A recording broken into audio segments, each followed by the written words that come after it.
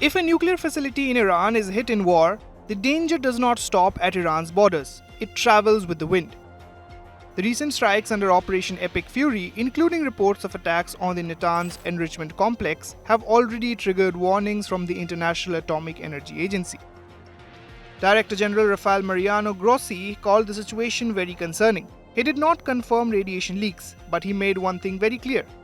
A radiological release cannot be ruled out. And if that happens, consequences could stretch far beyond the battlefield.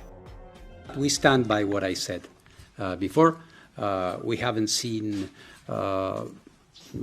major military activity targeting the nuclear facilities. We have been looking at different satellite images.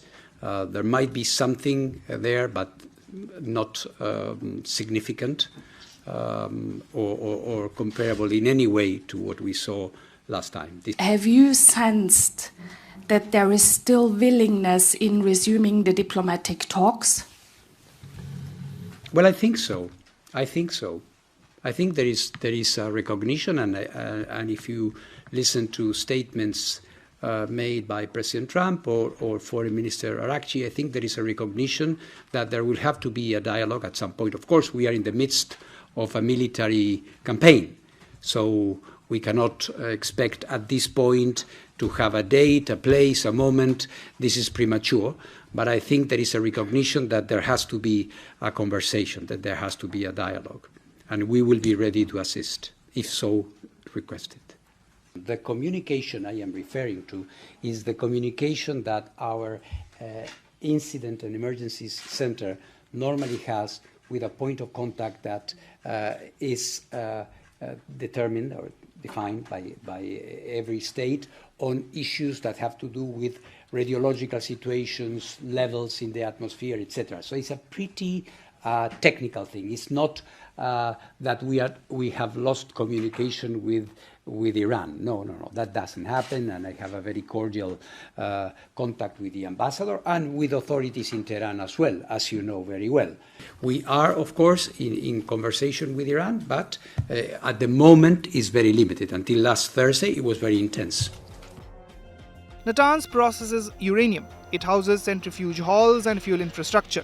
Enriched uranium sites pose lower risk than full-scale reactors, but they can still release inhalable radioactive particles if struck.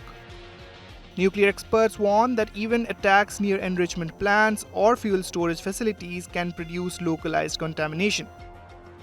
And in a volatile region hosting multiple nuclear installations, one accident can spiral fast. Now look east. Prevailing westerlies and the subtropical jet stream could carry radioactive particles from central Iran across Pakistan and into northern India within 48 to 72 hours.